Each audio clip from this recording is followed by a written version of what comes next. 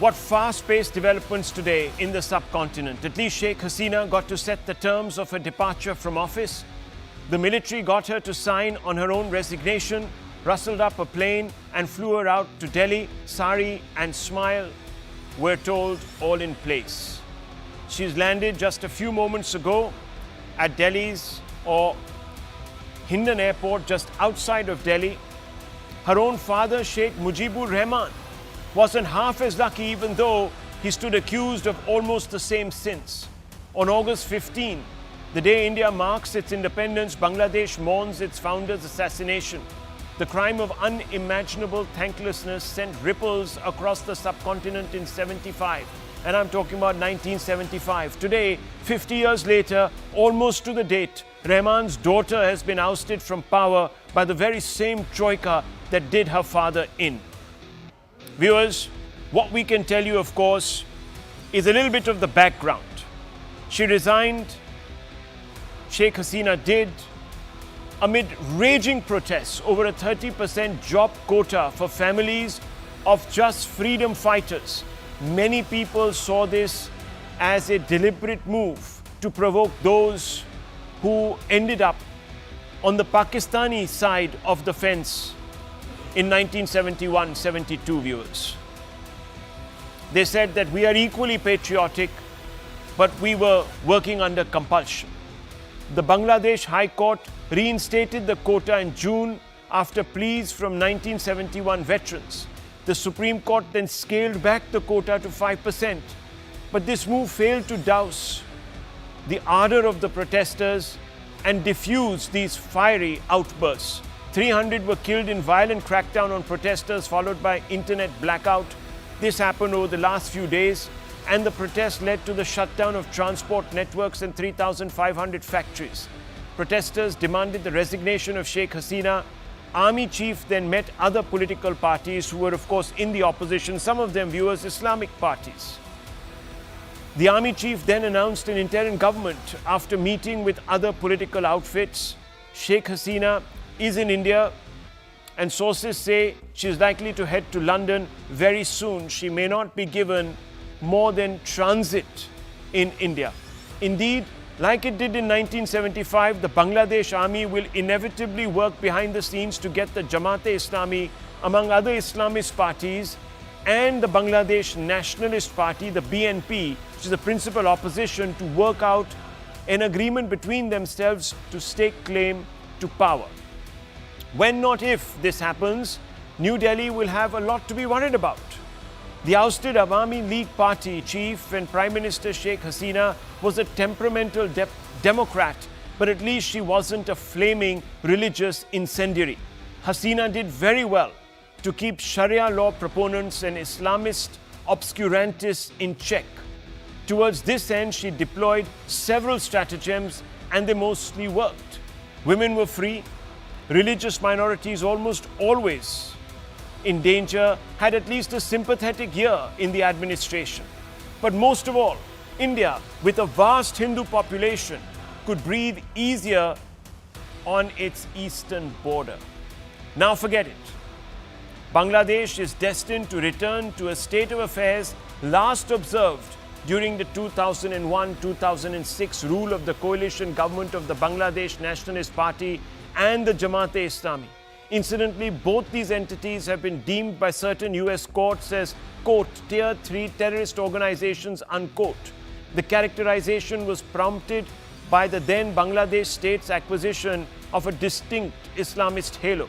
The permissive radical culture allowed Pakistan's deep state to also creep into the country and raise a legion of Islamist extremists dedicated to its own bag of dirty tricks. These Pakistan-nurtured Bangladeshi terror cells would go on to set down roots not just in Bangladesh, but as far afield as India's west coast. Here, far removed from their hunting ground in Bangladesh, lone wolves, indoctrinated by the twisted outlook of their Bangladesh-based Pakistani handlers, would display their penchant for grisly bigotry. Remember, viewers, the German bakery bombing in Pune? That happened in 2010, but the seeds were sown when the Islamists were in power in Bangladesh. And they are waiting in the wings. They are denigrating secular activists, bloggers, and religious minorities to delegitimize their views and create a space for their own views. Backing parties like Jamaat-e-Islami and Bangladesh Nationalist Party and their use of religious rhetoric to mobilize support. They are playing to Muslim conservative gallery by criticizing Hasina's support for women's rights and minority freedoms. They're also whipping up anti-India sentiments by fanning fears of Hindu nationalist expansionism under Modi's NDA. Now, while it might take a few years for the clock to go back to that dark time, one in the immediate cannot but feel for the hundreds of thousands of Hindus who live in Bangladesh. The Hasina years saw some terrible excesses against Hindus, but they were not nearly as frequent or diabolical as they were before she took office. And because she did a wonderful job, as I already told you, to crack down on these Islamist organizations. She cracked down on Jamaat-ul-Mujahideen Bangladesh, the JMB, and the Ansarul Bangla team, the ABT, banning them and arresting their leaders. The execution of war criminals from the leadership of Jamaat-e-Islami, a party accused of war crimes during Bangladesh Liberation War in 1971, which weakened the Islamist movement. Bangladesh has enacted strict counter-terrorism laws. Hasina government has strengthened its intelligence agencies to monitor and prevent Islamist activities. She's encouraged moderate Islamic scholars and organizations to promote a peaceful interpretation of Islam. All of this is in danger of coming undone in the days ahead. Viewers, let me tell you that as the new regime consolidates power, New Delhi has a tricky task at hand. It can't totally abandon its assets in Bangladesh, but it will have to considerably warm towards those it least favors. And New Delhi cannot afford to wait and watch, because its greatest rivals in these parts, Pakistan and China, have a head start. In fact, as ironically as this may sound, even the Americans under Biden have made greater inroads than New Delhi among the opposition that has opposed Hasina. India has vast experience in playing both sides, but it has been guilty of not pivoting fast enough. Let's see, viewers. Let's analyze the challenges ahead. We're joined by Lieutenant General Sheikh Hasina, defense expert, served in the military, defended India's interests. Maruf Raza, defense analyst, is here with us, needs no introduction. I worked with him for many years, unbroken years. Brahma Chileni, strategic affairs expert. Anand Ranganathan, columnist, all together tonight to break these events down. Let me first begin with you, General Hasina. How do you see the security situation now unravel as it is in Bangladesh? Who do you see is going to really take control in this vacuum? And how will all of this play out for India? Thank you, Rahul. Thank you, first of all, for inviting me for this very, very important show. And let me say that your introduction has been absolutely spot on. Are you hearing me well enough? I can, sir. Perfectly, yes. Right. In your excellent review, I may just add one more thing before I really respond to your question. Perhaps we could also add the angle of ISIS. 2015, I visited Dhaka at the invitation of the Bangladesh Army. And one of the things I experienced at that time, that was the time when the ISIS was trying to make inroads into Bangladesh. And this was the time when Sheikh Hasina's resistance against these inroads was extremely strong. Although a number of intellectuals had been killed, I think about 38 to 40 intellectuals had been assassinated at that particular time. In her time, she managed to hold on. This is something which reinforces your argument. But this was India's worst fear. There's no doubt about it. This was my worst fear, that we really don't have a plan B and options beyond Sheikh Hasina. And that's what exactly we are facing today. To specifically answer your question, it's a very tricky moment at present. I've served with the Bangladesh Army in the United Nations a number of times. And I do feel that there are some very good professionals, very good pragmatic leaders, but there is a house divided within the Bangladesh Army too. There is an element, a radical element within the Bangladesh Army, which has always connived with the Bangladesh National Party, with the Jamaat-e-Islami, etc. And therefore, you can expect that there will be a divided house within the very organization which is trying to control the situation in Bangladesh at the moment. I see the next few days, extremely sensitive, although I'm quite certain that given his track record, the Bangladesh Army will still come out on top and hopefully will be able to put down all the heads of these various hydra-headed monsters which are emerging at this particular moment. Okay, that's a very interesting analysis. First up, let me bring in strategic affairs expert Brahma Chileni and Maruf Raza into the conversation. Mr. Chileni, there is a power vacuum. We can see it now. General Hasnain says India doesn't have a plan B. I'll come to that with Maruf, but I want to ask you, who do you see stepping into this power vacuum and to what effect? And what about players like China, Pakistan, and even the United States under Biden? Well, let's look at the larger scene in the region. There is an externally sponsored war in Myanmar. Bangladesh is now in deep trouble. There is ongoing instability in Sri Lanka. Now we have a pro-China prime minister back in saddle in Nepal, and Pakistan remains the region's nightmare. So what's unfolding in Bangladesh constitutes a severe setback for India, because whatever happens in Bangladesh impinges on Indian security directly. What's very troubling is that some very powerful external forces turn against Sheikh Hasina. This became apparent last year when the Biden administration began threatening sanctions against her government, including slapping sanctions on key officials of the Bangladeshi government.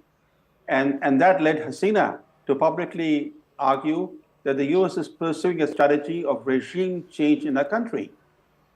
The irony is that under her leadership, her secular leadership, Bangladesh has recorded impressive economic growth, and that impressive growth trajectory of Bangladesh stands in stark contrast to the chronic political and economic turmoil seen in Pakistan, which today is again teetering on the brink of default. And yet, we have the United States under Biden targeting Sheikh Hasina.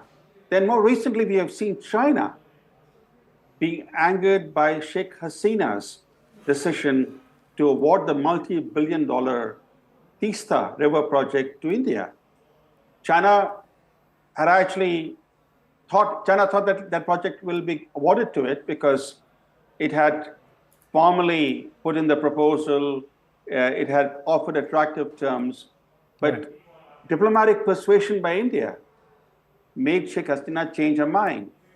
After all, that project is coming up near India's chicken neck, and India didn't want Chinese engineers and technicians and other Chinese to be present in that sensitive region. So Sheikh Hasina, during a recent New Delhi visit, was agreed upon. She agreed on about the Indian concerns, and then when she went home, she announced that she would be giving India that project, even though China is ready to undertake that project, and that really angered Beijing.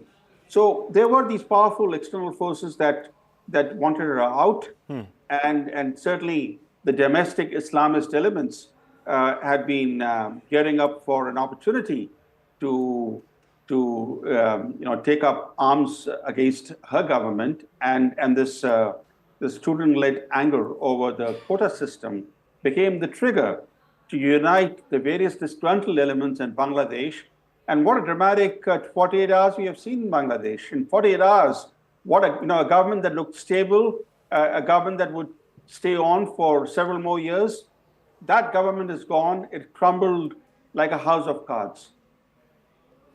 Yes, scary situation. And even as we discuss this, Maruf Raza, Rahul Gandhi discusses the Bangladesh crisis with EAM, Mr. Jaishankar. And we're also being told that the EAM is going to make a big statement tomorrow in Parliament about the state of play in Bangladesh. But Maruf Raza, fundamentally now, India has a bit of a problem. On the western flank, it has a regime that is sympathetic to Islamists.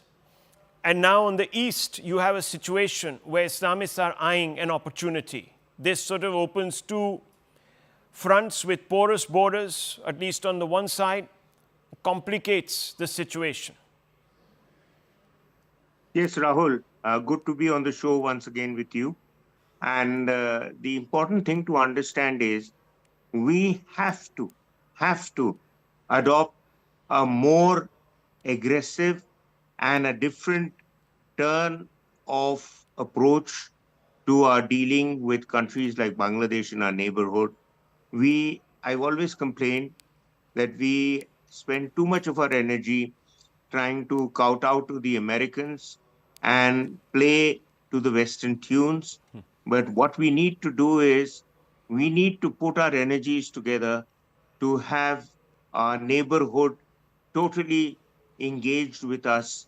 You see, it's not the first time that India has missed the writing on the wall when a regime or a government was toppled, simply because either our diplomats were sleeping and they were not warning Delhi enough, or the warnings were being ignored, like it happened in our history, whether with the Chinese build-up on our borders in the 60s, or more recently, what Pakistan was planning to do in East Pakistan and later Bangladesh, because you have to preempt and prepare for every move that is going to take place in your neighborhood.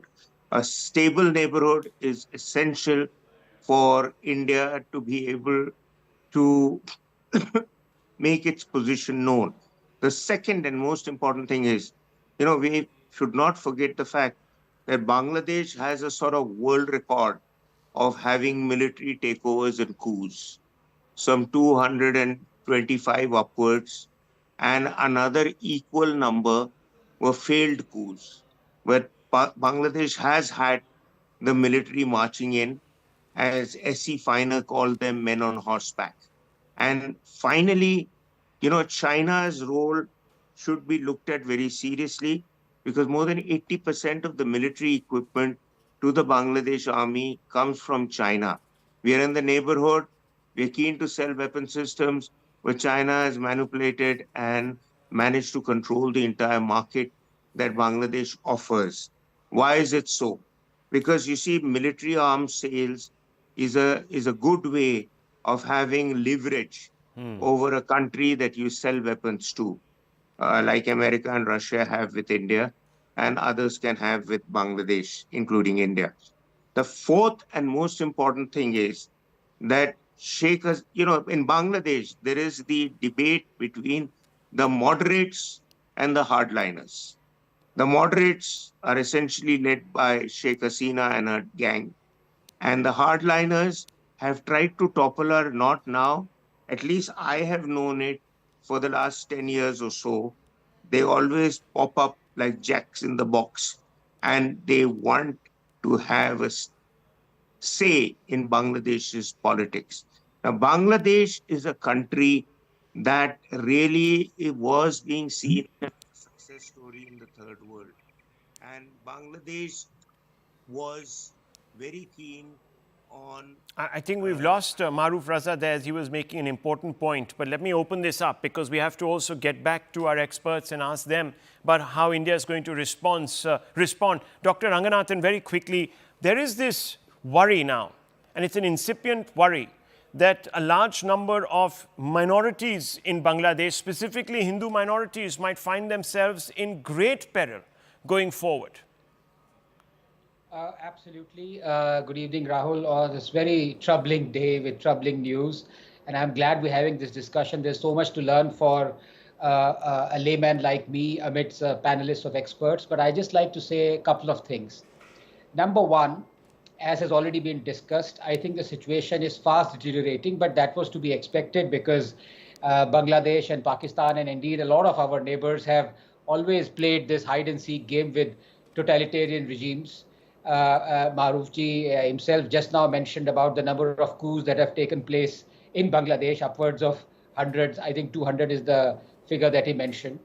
But more worryingly for a layman, someone who's been analyzing the other aspect of Bangladesh, which is the Islamization of it, radicalization, some may call it, is the fact that dealing with a totalitarian regime is one thing. Dealing with an Islamist, radicalized, highly jihadist totalitarian regime is another. Now, we've also dealt with Pakistan in the 70s, and there are experts on the panel who would themselves draw this differentiation between dealing with Pakistan when it was not as radicalized and jihadist as it is now. I think once you go down that lane, the process is almost irreversible and the descent is very, very quick. So I doubt if India can, even if it wanted to with money, cash or kind, would ever have as a friend an Islamist jihadist regime, even if it is totalitarian or a democracy. And that makes the situation of the minorities there all the more worrisome. Because look at the situation very briefly of Hindus in Bangladesh. From 29.5% in 1931 to 9.5% in 2011, to what many census officials now believe is actually less than 7 or 8% in 2019. The Hindus of Bangladesh or erstwhile East Pakistan, they have dwindled decade on decade. To add to the misery, 11.3 million Hindus were forced to flee between 1964 and 2013. 2.4 million perished in the 1970-71 genocide. As many as 1.2 million Hindu families have been dispossessed of 2 million acres of land. This is happening in erstwhile democracy of Bangladesh. 13 million is the current Hindu population. If the trend continues, many Bangladeshis have said there'll be no Hindu left in 30 years. The spate of terrible violence, rape, murder, looting, arson, temple destruction was a pointer to an ominous future, Rahul, of Hindus there. Hindu homes were being systematically burned. Will we wait, I ask you? Will we wait till we have to airlift the last Hindu of Bangladesh like we did from Afghanistan? What we don't realize is that Bangladesh and Pakistan will very, very soon go the way of Afghanistan. So I think the CAA has to be put on a very quick pedestal. We have to somehow think of a right of return for Hindus of Bangladesh. Okay, well, those are those concerns. General Hasnain, how real is the fear that Bangladesh is following the Pakistani arc, the trajectory into this descent, both of chaos, state instability, as well as Islamization? That's a very interesting question, no doubt. For very long, in fact, right from the time of the Zia doctrine, when the issue of radicalism came into Pakistan, the intent was always to spread this arc around India as much as you could, and perhaps spread further into Southeast Asia, strengthening it along that. All this while, Bangladesh has held on as a bulwark, comparatively as a bulwark. There have been periods of time when, of course, the BNP has been in power, the Awami League has been out. But for the last 20 years, on 31st of July, I think 20 years were completed. For the last 20 years, we have had the advantage of having the Awami League there, if nothing else, to resist this particular onslaught which you talk about. So I would say that this is one of the most important issues we should be concerned about. We are I'm fully in agreement with what Ranganathan Saab says. The fact is that we have to move quickly, but we cannot move far too energetically on this, because things are going to move. No doubt they're going to move at a fast pace in the next couple of days. But we have a lot of friends in the Bangladesh army, in the Bangladesh armed forces. The two armed forces have served together for many, many years in the United Nations together. Our diplomatic corps is well enmeshed with each other. I'm sure the Indian state can make inroads still, continue to establish its networks all over Dhaka, which have been there for very long. And hopefully that is what will be the saving grace for India at this particular time. Because I don't think I would like to do something which is far too energetic in the sense of closing down your borders or, sort of putting armed forces on your borders and things like that. Those may be gestures which may ultimately not be something taken kindly in the longer time frame. Right. Mr. Chileni, India, of course, invested a great deal in the relationship with Ms. Hasina. Now you have a situation where a bunch of people who were very inimical to her are probably going to come into power. How does India make this transition? How does it balance the new equation? Rahul, it's very unclear what the new government will look like. We do not know whether the new government will be a largely military government or a civilian government with the military calling the shots behind the scenes. We do not know whether the BNP and the Jamaat will have influence in the new government. We do not know what the future of the Awami League will be. These are all important questions. What India should do is to play a low-key role at the moment, because the last thing we should be doing is to be seen as openly interfering in the affairs of Bangladesh.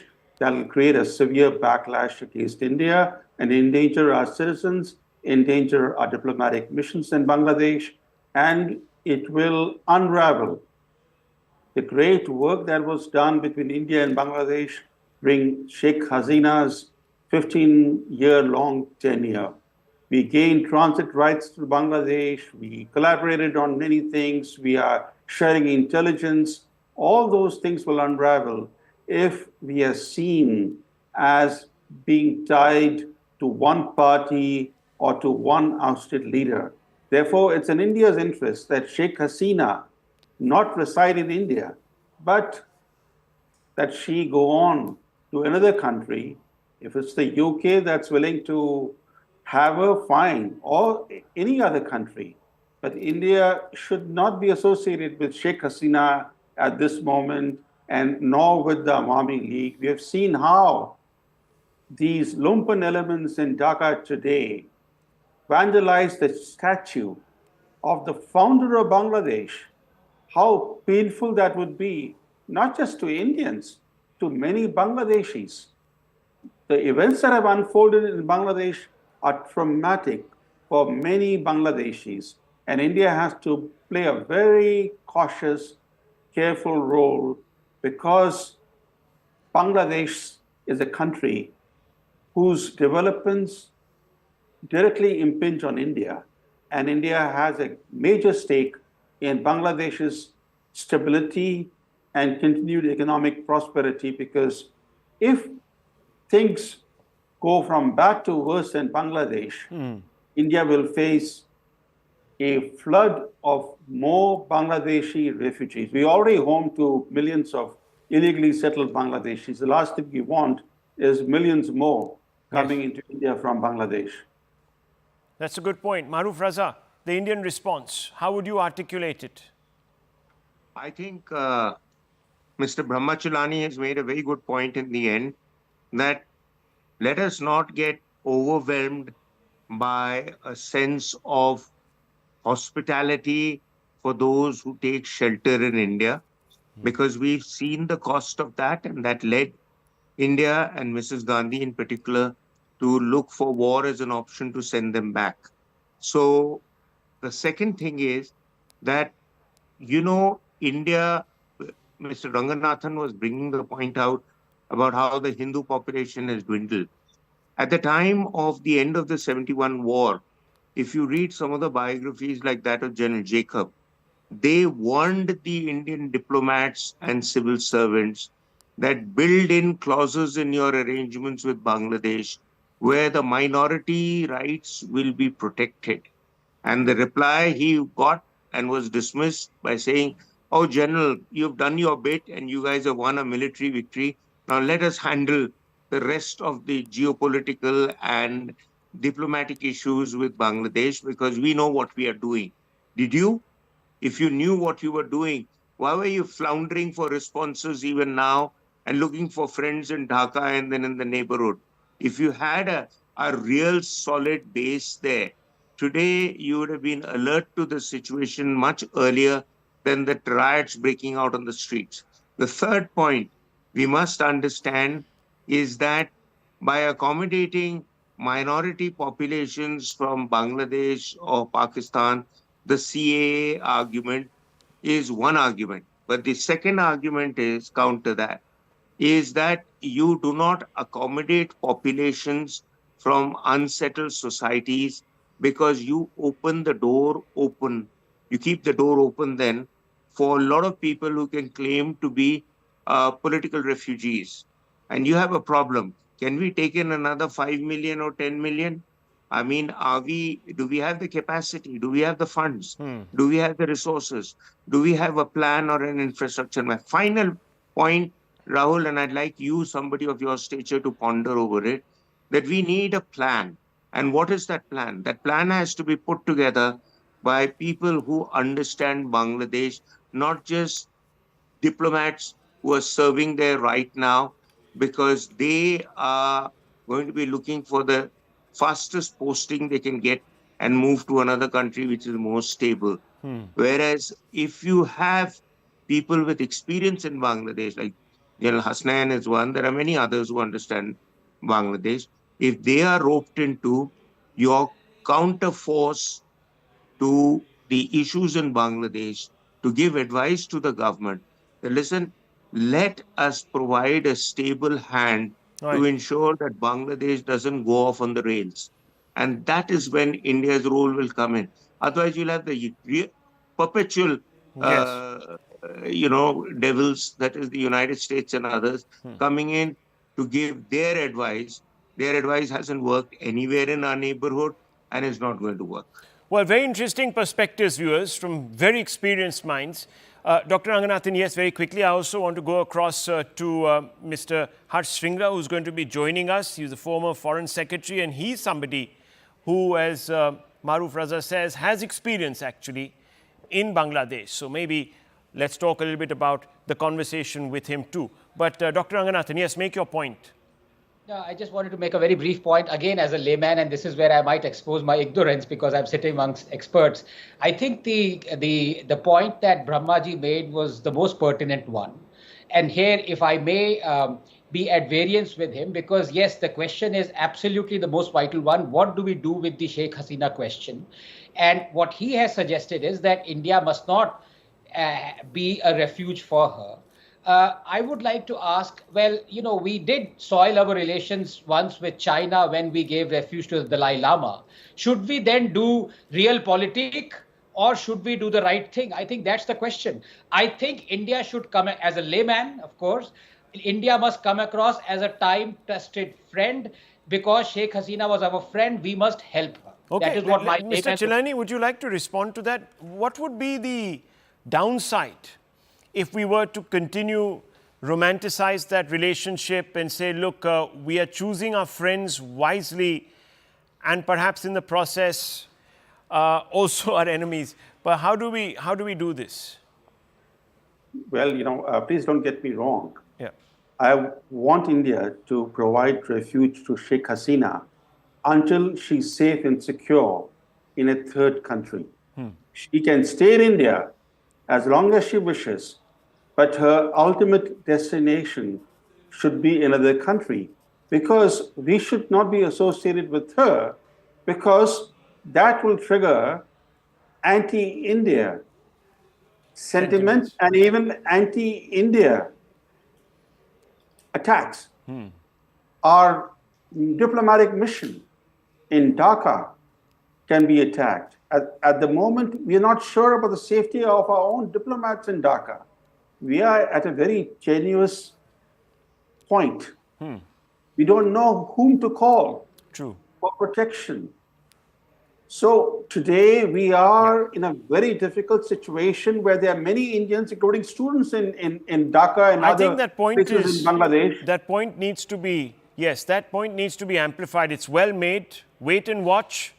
Don't rush in. Only fools rush in, as Mr. Chilani said short while back. But I think this has been a very valuable conversation with General Hasnain, Maruf Raza, Mr. Chilani, and of course Dr. Ranganathan. I now want to bring in former Foreign Secretary Harsh Shringla, who joins us. He was also, of course, a former Indian diplomat to Bangladesh.